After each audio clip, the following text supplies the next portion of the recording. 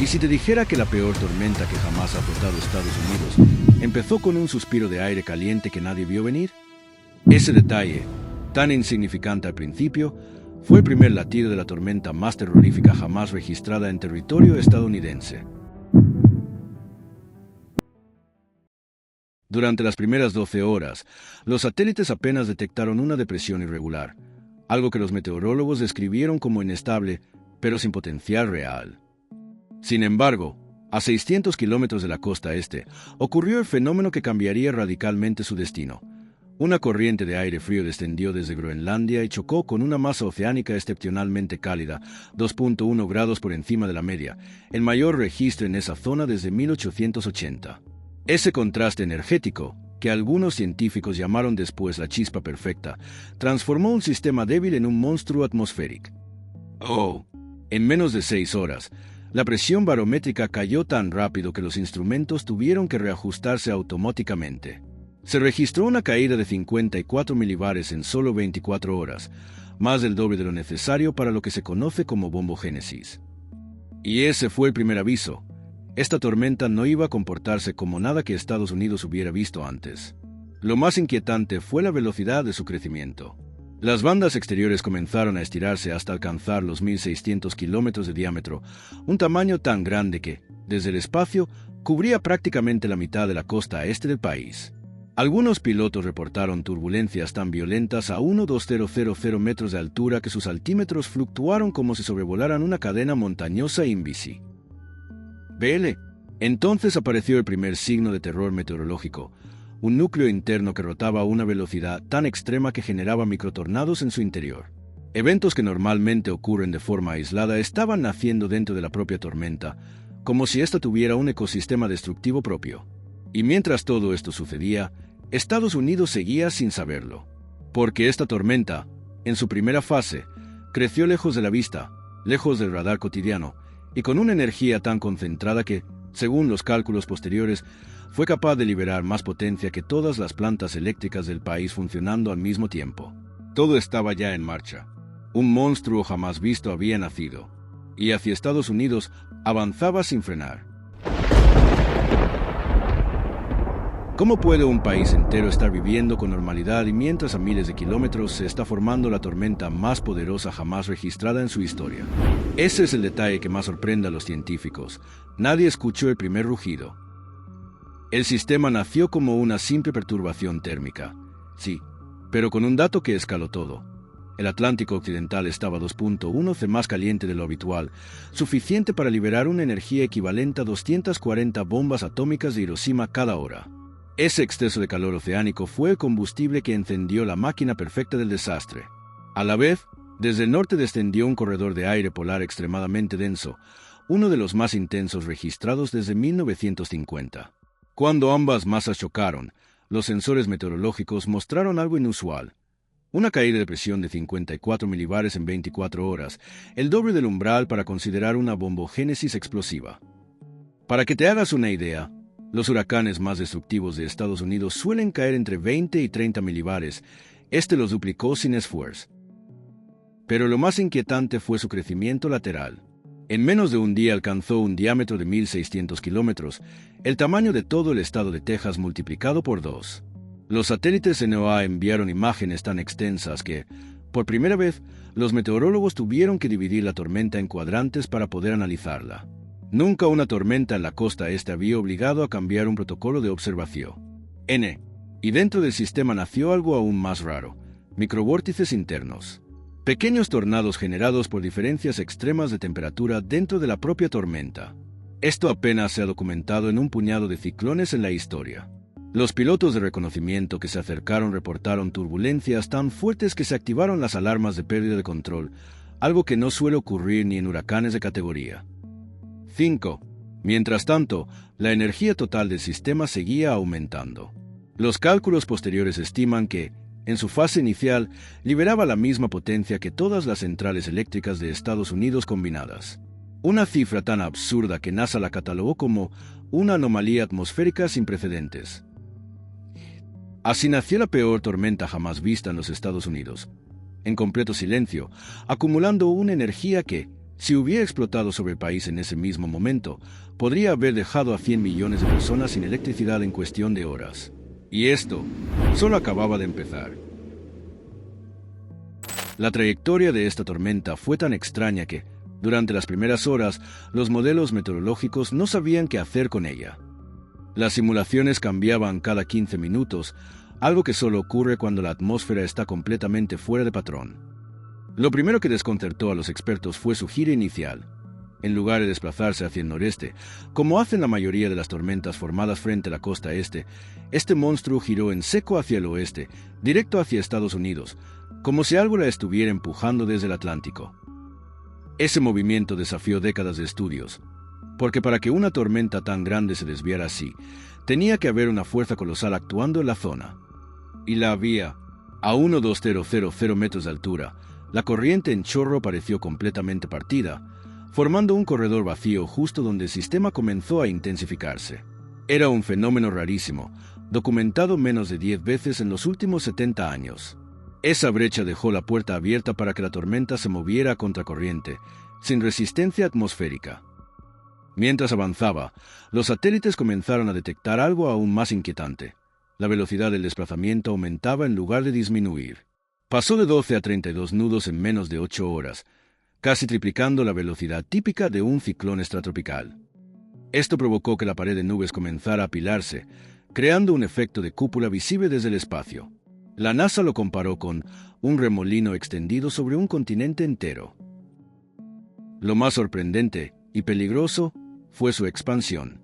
Al entrar en contacto con una lengua de humedad proveniente del Golfo de México, absorbió el sistema como si fuera combustible adicional. En cuestión de horas, su diámetro aumentó a 1.900 kilómetros, suficiente para cubrir desde Florida hasta Nueva York. 3 sistemas climáticos distintos quedaron atrapados dentro de esta monstruosa matriz atmosférica. Nunca antes un fenómeno había controlado tanta superficie a la vez. Y mientras esto ocurría, la tormenta empezó a hacer algo más perturbador. Formó un frente secundario, un brazo que descendió hacia el sudeste, generando lluvias torrenciales en zonas que ni siquiera estaban en alerta meteorológica. Este comportamiento fractal, una tormenta dentro de otra tormenta, moviéndose en varias direcciones, es tan raro que solo se ha documentado en 2 ciclones híbridos en toda la historia moderna. Para cuando los científicos entendieron lo que pasaba, ya era demasiado tarde. La trayectoria final mostraba un objetivo claro: el corazón de Estados Unidos. El país entero estaba a punto de enfrentarse a un fenómeno que no obedecía ninguna regla climática conocida. La noche en que la tormenta tocó tierra, Estados Unidos sintió algo que muy pocas veces ocurre: el silencio previo al colapso. No hubo un aviso gradual, ni un rugido lejano. El viento pasó de ser una simple brisa a convertirse en una fuerza destructiva en cuestión de minutos. En algunas zonas, los anemómetros, los dispositivos que miden la velocidad del viento, se rompieron al superar los 320 km por hora, dejando solo una lectura en pantalla: error. El primer impacto fue en Carolina del Norte, donde un muro de nubes de más de 17 kilómetros de altura avanzó sobre la costa como si fuera una cordillera negra en movimiento. Testigos describieron cómo el mar retrocedió brevemente antes de la llegada de la marejada, un fenómeno observado en muy pocas tormentas extremas. Era la señal inequívoca de que algo descomunal estaba a punto de entrar. Cuando la tormenta golpeó, la presión cayó tan rápido que más de 11.000 personas reportaron dolor en los oídos, como si estuvieran descendiendo en un avión fuera de control. Y entonces llegó lo más aterrador: un estruendo profundo, continuo, que muchos describieron como estar debajo de un tren gigantesco. Ese sonido provenía de ráfagas que superaban los 360 km por hora, vientos tan intensos que fueron capaces de arrancar tejados enteros y lanzarlos a más de 500 metros de distancia. En la ciudad de Wilmington, los sensores registraron la mayor ráfaga oficial jamás captada en la costa este: 378 km por hora. Para ponerlo en perspectiva, un huracán de categoría 5 comienza en 252 km por hora. Esto no era un huracán. Era algo mucho peor. Las líneas eléctricas comenzaron a caer como piezas de dominó. En solo 14 minutos, más de 2 millones de personas quedaron completamente a oscuras, con un apagón que avanzó tan rápido que algunos barrios se iluminaron únicamente por los destellos azules de los transformadores explotando. Los hospitales entraron en modo de emergencia al mismo tiempo. En uno de ellos, En New Bern, las ventanas de toda una planta estallaron por la presión. Cerca de la costa, boyas oceánicas registraron olas de 22 metros, las más altas jamás medidas en esa región del Atlántico. Una plataforma científica situada a 40 kilómetros mar adentro dejó de transmitir después de detectar un pico de 24,3 metros, casi la altura de un edificio de 8 pisos. Nunca volvió a dar señales. La sensación general era la de estar atrapado en un fenómeno que no pertenecía a este planeta. En algunos puntos del litoral, los vientos eran tan ruidosos que la gente tuvo que gritar dentro de sus casas para escucharse a 1 metro de distancia. Era una noche en la que Estados Unidos, literalmente, se quedó solo. Y eso solo fue el primer golpe.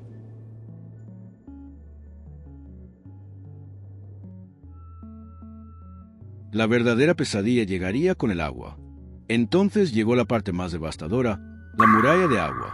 Porque si el viento había destrozado la costa, lo que venía ahora iba a reescribir la historia de las tormentas en Estados Unidos. Los sensores de la NOAA detectaron que la marejada ciclónica crecía a una velocidad absurda, 34 centímetros por minuto, algo completamente fuera de escala. La tormenta empujaba tal cantidad de agua hacia la costa que, en algunos puntos, el nivel del mar subió más de 5 metros en apenas 15 minutos.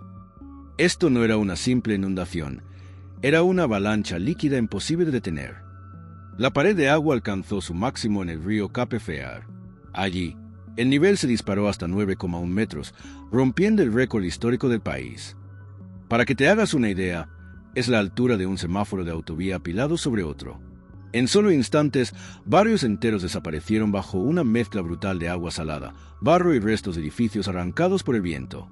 Las cámaras de seguridad captaron un fenómeno rarísimo, corrientes inversas dentro de la propia marejada. El agua avanzaba hacia la ciudad, chocaba contra estructuras, retrocedía y volvía a empujar con más fuerza. Esto solo ocurre cuando el volumen es tan grande que la ciudad no puede absorberlo.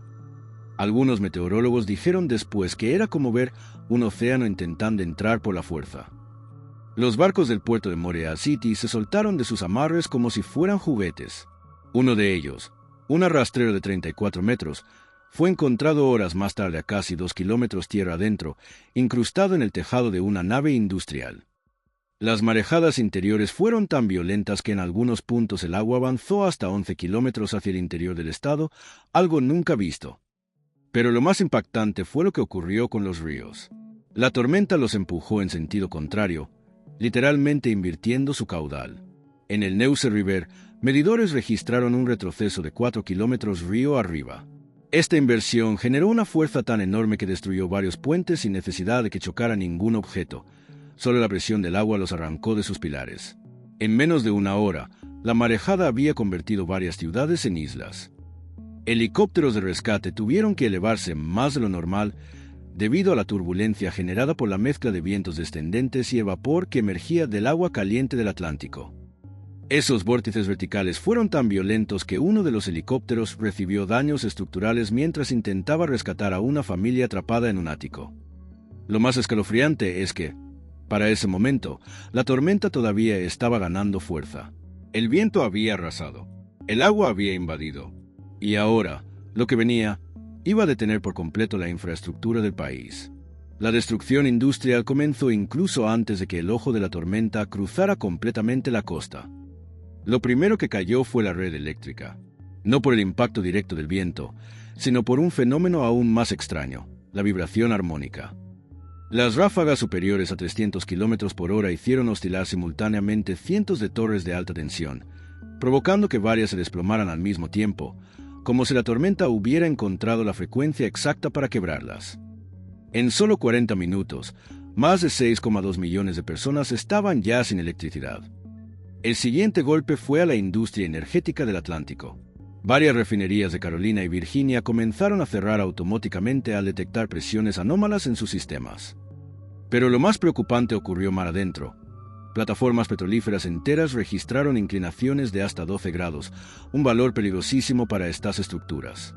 Una de ellas, la plataforma Brazos 14, perdió completamente su comunicación tras reportar una ola estimada en 27 metros, probablemente la más alta jamás registrada en esa zona. Sus sensores no volvieron a transmitir. Los puertos también sufrieron un colapso sin precedentes. En Norfolk, la tormenta levantó contenedores de hasta 15 toneladas y los arrojó sobre los muelles. Uno de ellos impactó contra un transformador principal, provocando una explosión visible desde varios kilómetros. Las autoridades informaron que el tráfico marítimo quedó paralizado en cuestión de minutos. Ningún barco podía entrar, ninguno podía salir. Las grúas portuarias quedaron congeladas a mitad de operación, colgando contenedores como si la ciudad hubiera sido abandonada en una escena apocalíptica. Las fábricas tampoco escaparon al desastre. Una planta automotriz situada a 20 kilómetros del impacto perdió su techo completo, dejando alrededor de 400 vehículos nuevos expuestos a la lluvia torrencial y a impactos de escombros que viajaban como proyectiles. En otra industria, una nave química tuvo que activar su protocolo de emergencia cuando el agua inundó áreas donde se almacenaban sustancias reactivas. Los informes posteriores confirmaron que evitaron un accidente mayor por apenas 4 minutos. Si el agua hubiera llegado un poco más tarde, la reacción habría sido catastrófica. Las redes de comunicación colapsaron igual de rápido. Más del 73% de las antenas móviles se desconectaron no solo por daños físicos, sino por saturación. Millones de dispositivos intentaban conectarse al mismo tiempo, mientras la infraestructura quedaba destruida. En algunos condados, los servicios de emergencia quedaron totalmente incomunicados durante más de 2 horas, justo en el momento crítico de la tormenta. Los daños económicos comenzaron a subir tan rápido que los analistas ni siquiera podían estimarlos en tiempo real. El reloj avanzaba, y cada minuto costaba alrededor de $11 millones en pérdidas directas. Nunca antes en la historia de Estados Unidos un fenómeno natural había destruido tanta infraestructura, tan rápido, en tantos sectores a la vez. Y mientras el país intentaba contener un desastre económico histórico, la población aún no había vivido lo peor. El caos humano comenzó mucho antes de que amaneciera, cuando millones de personas descubrieron que estaban totalmente incomunicadas, sin electricidad y con el agua ya rozando las puertas de sus casas. Los sistemas de alarma fallaron en más de 40 condados, así que miles de familias se enteraron demasiado tarde de que la tormenta había cambiado de trayectoria durante la madrugada. Para muchos, la evacuación ya no era una opción. En las primeras horas, los equipos de emergencia recibieron más de 120,000 llamadas en menos de 20 minutos y luego, el silencio absoluto. Las líneas colapsaron. Los operadores escuchaban solo ruido estático y, de vez en cuando, una voz cortada por interferencias describiendo escenas de auténtico terror. Casas elevándose por la fuerza del agua, coches flotando río arriba, postes eléctricos cayendo a centímetros de familias que intentaban escapar a pie. Uno de los fenómenos más inquietantes fue la oscuridad total. La tormenta era tan densa que bloqueó casi toda la luz procedente de la luna y de las ciudades. La visibilidad en algunas zonas era de apenas 30 centímetros. Imagina intentar evacuar a tu familia sin poder ver tu propia mano extendida. En Wilmington, los equipos de rescate avanzaban guiándose únicamente por el sonido de los gritos y los golpes en las paredes. La falta de información creó una sensación de desconcierto absoluto. Circulaban rumores contradictorios, que las represas habían cedido, que la tormenta se había intensificado aún más, que zonas enteras habían quedado bajo agua. Y aunque muchos de esos relatos estaban exagerados, la realidad no era mejor. Los mapas posteriores muestran que más de 8,000 personas quedaron atrapadas en áticos. Algunas tuvieron que romper sus propios techos con herramientas improvisadas mientras el nivel del agua seguía subiendo. En varios hospitales, la situación era crítica. Los generadores de emergencia consumen combustible rápidamente y al quedar aislados por inundaciones, no podían recibir nuevas reservas. En uno de ellos, el aire acondicionado se apagó por completo y la humedad de la tormenta comenzó a empapar equipos quirúrgicos y salas enteras. Los médicos trabajaron durante horas con linternas sujetas a la cabeza. Los refugios designados también enfrentaron problemas inesperados. Uno de ellos, preparado para 400 personas, recibió más de 1,300 en menos de 2 horas. No había alimentos suficientes, ni mantas, ni espacio para mantener a los niños a salvo de ventanas que vibraban como si fueran a estallar. El sonido del viento era tan fuerte que los voluntarios tenían que comunicarse mediante gestos. Y en medio de este caos, llegó uno de los datos más escalofriantes.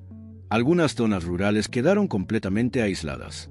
Los drones enviados al amanecer captaron escenas aterradoras. Carreteras desaparecidas, puentes arrancados de raíz y comunidades enteras sin un solo edificio en pie. Para muchas familias, la ayuda tardaría más de 72 horas en llegar. Mientras tanto, la tormenta seguía avanzando, dejando tras de sí una población paralizada por el miedo y sin saber lo que vendría después. Porque el daño visible era enorme, pero los efectos ocultos serían incluso más sorprendentes.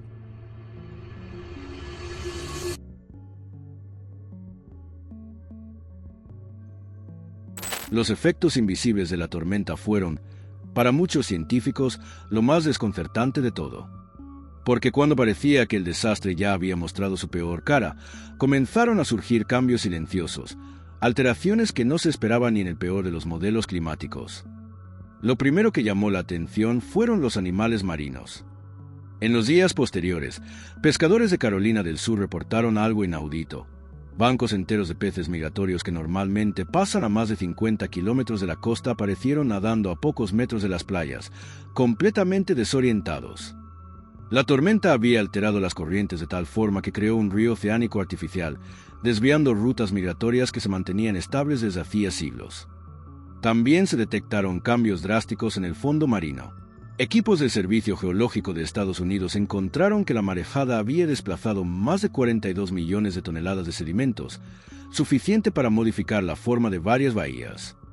Algunas zonas de la costa se hundieron entre 8 y 14 centímetros, mientras que otras se elevaron inesperadamente, creando bancos de arena donde antes había canales de navegación. Un fenómeno así solo se ha documentado tras tsunamis, no después de tormentas. Pero lo más inquietante ocurrió en el aire. Investigadores detectaron que la tormenta había generado ondas de gravedad atmosférica, un fenómeno extremadamente raro y difícil de medir. Estas ondas alteraron la presión y la densidad del aire a cientos de kilómetros de distancia, hasta el punto de que estaciones meteorológicas en Kentucky, Ohio y Pensilvania registraron oscilaciones simultáneas, como si el cielo estuviera vibrando. La tormenta también dejó un efecto químico inesperado. En varias ciudades, sensores de calidad ambiental mostraron picos anómalos de ozono troposférico, algo muy inusual durante fenómenos de lluvia intensa. La explicación llegó días después. Las descargas eléctricas dentro de la tormenta fueron tan masivas, hasta 4.800 rayos por hora, que alteraron temporalmente la composición del aire. Y luego estaba la fauna terrestre. Miles de aves migratorias quedaron completamente fuera de ruta. Algunas especies que suelen volar hacia Centroamérica durante esta época fueron encontradas en Missouri, Kansas e incluso en Colorado. Ornitólogos confirmaron que era la primera vez en la historia registrada que una tormenta desviaba migraciones a tal escala. Pero lo que realmente dejó perplejos a los científicos fue la persistencia térmica del océano tras el impacto. En teoría, una tormenta de este tamaño debería enfriar el agua al mezclar las capas superficiales, pero esta no lo hizo. De hecho, aumentó la temperatura en ciertas zonas del Atlántico en 0,4 C, algo nunca visto. Este detalle llevó a un descubrimiento preocupante. La tormenta había sido tan intensa que había arrastrado agua cálida de la corriente del Golfo hacia regiones donde nunca llega de forma natural. Y esto reveló un dato escalofriante. Si no hubiera entrado en la costa, la tormenta podía haber seguido creciendo. ¡Oh! Ese monstruo aún tenía margen de intensificación. Los efectos invisibles demostraron que este evento no solo destruyó ciudades, alteró la propia geografía del país. El coste económico de esta tormenta no solo rompió récords, los pulverizó. Durante las primeras 48 horas, los analistas de desastres naturales ya intuían que estaban ante algo histórico, pero nadie imaginaba que se convertiría en el desastre meteorológico más caro jamás registrado en Estados Unidos. Las primeras estimaciones hablaban de unos $90.000 millones en daños, pero esa cifra quedó ridícula cuando comenzaron a llegar los informes reales. Carreteras destruidas, puertos paralizados, refinerías dañadas, redes eléctricas colapsadas, miles de hogares arrasados. Cuando el recuento final estuvo listo, el país se enfrentó a un número que parecía imposible: $312.000 millones en pérdidas directas y otros $110.000 millones en daños económicos indirectos. Un total que superó incluso a huracanes legendarios como Katrina, Harvey o Sandy. Y nunca una tormenta había generado un impacto financiero tan brutal y tan rápido.